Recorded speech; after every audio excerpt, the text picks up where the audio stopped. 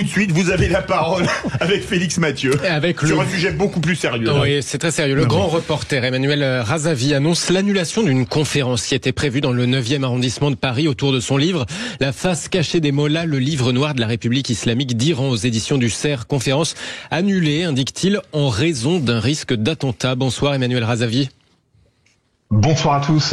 Et merci d'être avec nous. Merci de me recevoir. Merci d'être avec nous dans Les Vraies Voix sur Sud Radio. Alors, il s'est passé quoi exactement? Des intimidations directes ou c'est seulement dû au contexte après l'attentat de Moscou? Alors, écoutez, pour être très clair, d'abord, c'est pas moi qui ai fait savoir qu'il y avait des menaces terroristes, c'est la mairie qui a fait savoir, qui m'a fait savoir qu'il y avait des menaces. Et qu'en raison également, en fait, du contexte, la conférence donc sur mon livre La face cachée des mollahs était annulée. Alors moi évidemment ça m'interpelle parce que ce n'est pas la seule, et puis je veux pas me positionner en victime. Pour moi la victime c'est la République, parce que je ne suis pas le seul à être concerné par ce type d'annulation. Attendu que moi c'est la deuxième conférence en 15 jours d'ailleurs qui est annulée, donc il y en a une qui a été annulée avant l'attentat en fait de Moscou. Simplement aujourd'hui la menace terroriste en fait elle est à un niveau extrêmement haut en France, pas qu'en France, dans plusieurs pays en fait d'Europe. On retrouve, je suis d'origine iranienne, mon livre La face cachée des mollahs traite, évidemment, c'est un livre enquête qui traite évidemment du régime iranien, de la République islamique d'Iran, et tous ces gens-là, si vous voulez, aujourd'hui essayent de mettre la pression sur les journalistes, les intellectuels, bien sûr aussi les opposants.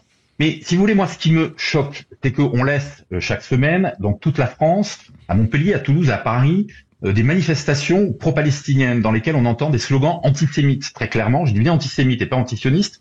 On laisse ces gens-là en fait défiler de façon tout à fait libre, pourquoi pas à la limite, mais de l'autre côté, on muselle les journalistes et les intellectuels.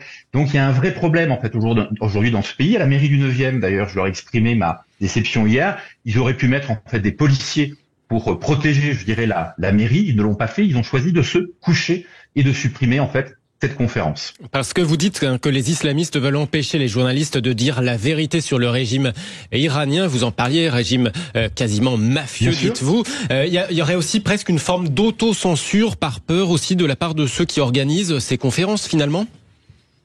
Écoutez, c'est la réalité. Bien sûr que c'est une forme en fait à la fois peut-être d'autocensure, mais en tout cas de censure. Moi, je considère que je suis censuré. Plusieurs journalistes comme moi, grands reporters, vont sur le terrain. Je l'ai expliqué hier d'ailleurs à la directrice de la communication de la mairie du 9e. Nous bravons en fait des dangers incroyables, c'est-à-dire qu'on prend des risques, on va dans des zones où il y a Al-Qaïda, où il y a Daesh, où il y a les gardiens de la Révolution, pour ramener de l'information. On le fait pas par plaisir, on le fait pour informer dans un contexte, encore une fois, de menace qui est très important. Vous comprenez bien qu'on n'a pas envie de se taire quand on est en France, c'est une démocratie. Donc est-ce que la démocratie aujourd'hui cède aux pressions de l'ambassade d'Iran à Paris et à tous les mafieux qu'il y a autour de cette ambassade, à tous les lobbies, parce qu'il y a ces lobbies aussi qui interagissent? C'est une vraie question.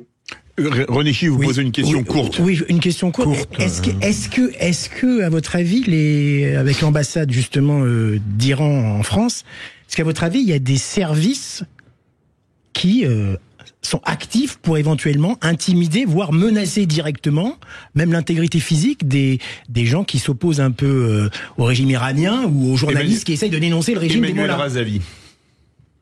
Je vous remercie de me poser la question parce que je comptais en parler. Oui. Bien sûr, l'ambassade d'Iran à Paris, c'est un repère en fait d'agents du régime iranien. Je le raconte dans mon livre. Évidemment, cette ambassade en fait agite aussi des lobbies dans des milieux universitaires, dans des milieux étudiants, dans certains milieux associatifs, évidemment pour propager une parole antisémite. Encore une fois, j'insiste là-dessus, ils ne sont pas pour rien dans ce que l'on entend actuellement dans ces manifestations pro-palestiniennes. Écoutez les mots-clés, ça c'est intéressant, ce sont exactement les mêmes que ceux qui sont employés par les clercs du régime iranien. Donc bien sûr, tout ce réseau d'ambassades iraniennes en Europe, on le sait depuis longtemps, a toujours eu, parti pris dans les attentats qui ont touché les différents pays européens, que ce soit l'Autriche, que ce soit la France, en d'autres temps. Et bien sûr, ces gens-là sont un des maillons de la chaîne qui menace aujourd'hui la démocratie. Merci Emmanuel Razavi, grand reporter et auteur de ce livre, La face cachée des mollahs, livre noir de la République d'Iran, c'est aux éditions du CERF. Merci à vous.